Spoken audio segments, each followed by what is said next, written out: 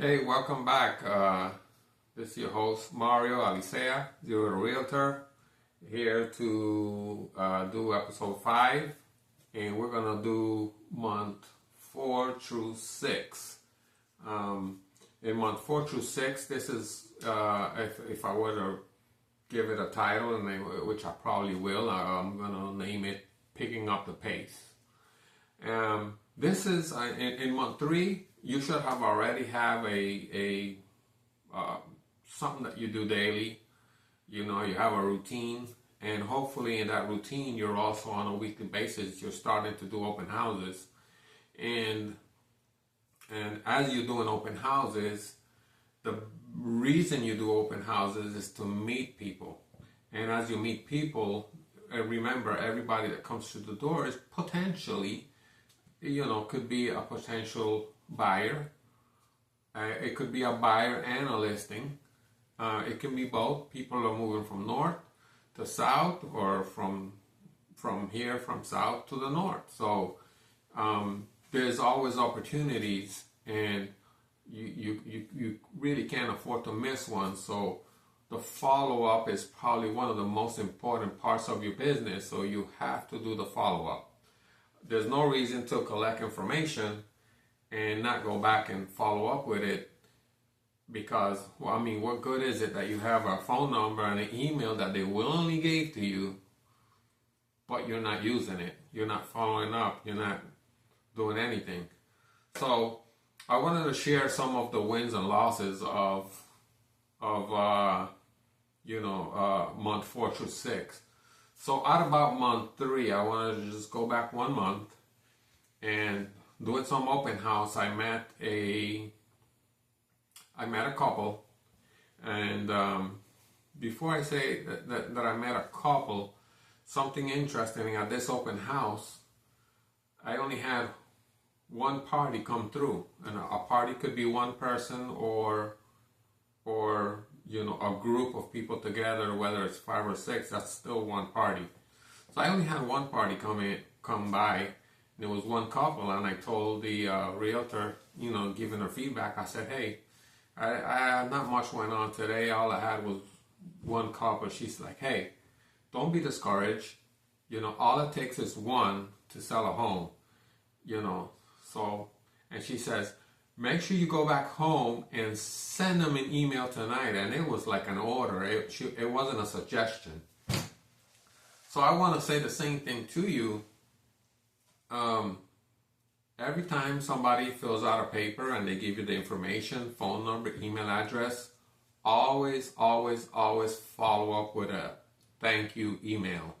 Thank you for coming to an open house. It was a pleasure meeting you, and I look forward to help you in any way possible. And if you have any questions, please reach out. Something that simple, you never know what it turns out to be. So this couple came by, they didn't like the house, it was too small, and they filled out the sheet, and I sent them an email that night, and they answered me back, and they also said, there was a house down the road, we want to go and look at it, and is it possible we can see that house? Anyway, somewhere in the conversation, I find out that they were actually looking. So I said, yeah, well, I can take you to show the house, but I would need an EBBA filled out so I can, open the doors for you. It's like, no, well, I'm only doing one, can we do that for 1 day?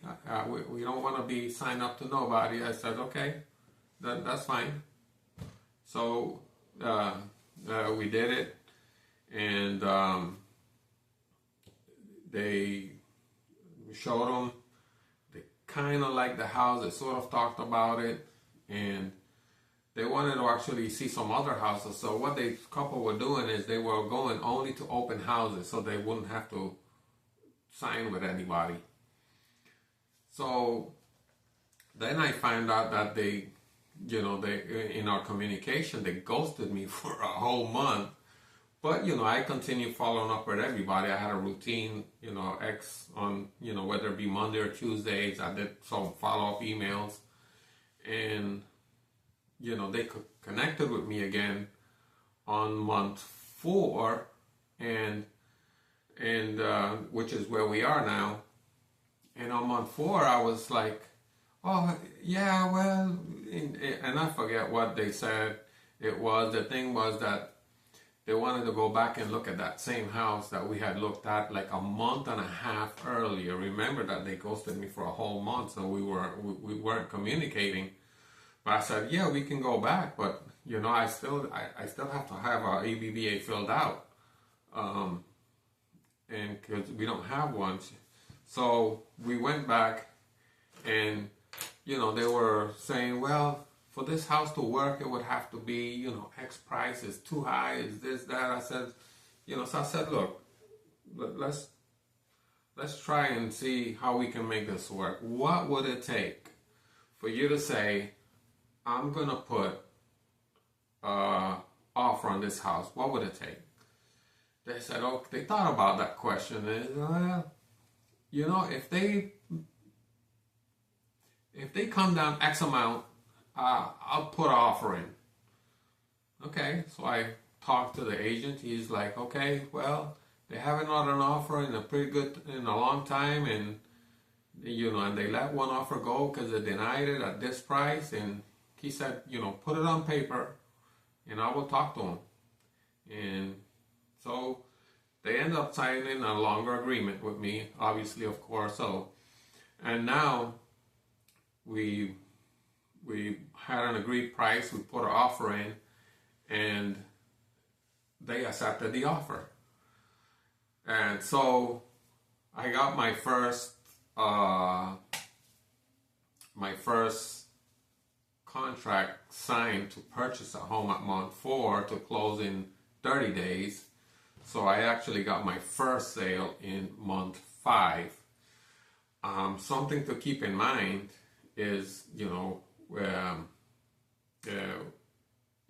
by that time that I sold my first house, that it actually sold on month 5, I had already spent about, not quite, but almost $5,000, and a whole lot of stuff. It's, like those signs back there, they cost a little bit to make when you get custom signs made. And a lot of other stuff was like fees here and there, and trying to do some marketing stuff. And one thing I want to make you aware about, you're going to have a lot of people calling you. And believe me, if you were to try to work with everybody that calls you because now you're a licensed agent, you will go broke. So don't go for that. Let me join realtor.com that wants to charge you X amount of money for one zip code, and and other websites that want to charge you some ridiculous prices. We can do this for you, we can do that for you. And it's like, so why aren't you doing it? So and you would also have some entities that they're just out there just to get money out of you. Like, for example, you would have some state licensing that will send you something that says, your state license fee for this or for that. And when you read the fine prints, because you read the fine prints, is really, it's almost like false advertising. The paper looks like it's an official statement from a state agency, but it just says state title protection agency. They're protecting your business or protecting your name, and it's really, I don't want to use 2-letter words, but it's crap. That's what it is. That's what it is, and they're just trying to make some money from you. So, lessons learned from month 4 to 6 and got my first sale. I want to share this with you, and I'm trying to keep my time within 10 minutes, but I have to share this with you also. So that same couple that bought a home from me, after we signed papers on I think on a Friday to purchase the home, on a Sunday they came and visited me at an open house, and they said, we want to list our house with you. So I wanted to do things right, do things perfect. I'm a new agent, and I'm like, hey, I'm excited, Now they want to list their house with me. I had already went and did a CMA done previously before they ghosted me. That month before I went there, it was an absolutely beautiful home. It looked like $1 million house, and it looked like $1 million property. It just wasn't in $1 million neighborhood, but it was still a beautiful property. It was still in a beautiful neighborhood. It wasn't Beverly Hills, but it was, something just slightly lower. Nothing bad about the house. So this house was absolutely gorgeous. And they said, we want to list with you. So I wanted to do things perfect. I wanted to do things right. I went back and got myself prepared. I was talking to the team leader at the broker's office, and he was telling me, well, you have to do it this way and you have to do it that way, and this is what you should do. And something inside of me was telling me, just take the listing, just go with the flow. They're giving it to you in your hands, just do it. It's almost like you have two people beside you. Something else is, I want to do this right, I want to do it correctly. I want to tell them, no, it's they actually had 4 people give him a CMA. 2 of them gave him CMAs that were for $750, and 2 of them give him CMAs for $600. So I was one of the ones that gave him the lower CMA, but the other person that gave a CMA for $600 was also an agent that was 30 years in the business. And I was so proud that I had the same conclusion of somebody that's been in the business for 30 years. So I'm thinking, I'm doing good. So at the end of this, we went and it took me about 3 days, and when I had my papers and I'm ready, and this is Sunday that they told me they want me to list their house. And on Wednesday, I got a phone call from the selling agent of the house that we're buying. And he tells me, hey, you know that your clients just listed their home. I said, oh, really? And he actually sent me the listing, and I opened it, and sure enough, the house was listed. So what's the lesson to learn here? Sometimes it's okay to follow your gut instinct. If you don't have to do everything by the book. It's okay to make mistakes. And that's a lesson learned from me, because had I listened to myself and be like, you know what, just take the listing, they're putting it in your hands. We can always, if the listing stays on the market for long, they could have always come down in price. I should have took that listing, and I didn't. Somebody else did, and they put that listing in my hand. And then I mentioned that, and the other agent said, well, you have took that listing? I said, yeah, I would have took the listing. I'm new. I can, some people think that you shouldn't be making mistakes, and they want to bash you for that. But I'm going to encourage you to, I had a teacher that was showing us some stuff in Ignite class, Matt Lanehart, God bless his soul. And he would say, just go out there and screw it up. And what he meant is, don't be afraid of making mistakes. It's okay to make mistakes. You learn from them and you move on.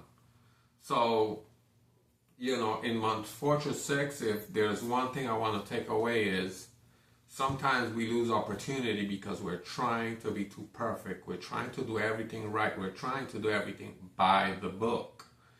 It doesn't always work that way. And I'm not saying try to do something that's not within the rules. What I'm saying is sometimes you're trained and you're taught to do things a certain way, and sometimes, you know, you just have to follow your instincts, and you live and learn with them, and that's what experience is called. So, you know, lesson learned. You know, let's keep moving forward. I hope you had some good insight on this testimony I shared with you. You know, and let's keep moving forward. Don't be afraid to fail. Don't be afraid to make mistakes. Learn from them and move on. By month 6, you know, you're starting, the pace is picking up. You're starting to get some leads here and there, and you just have to keep pressing forward, keep pressing forward, keep pressing forward. So I'll see you next time.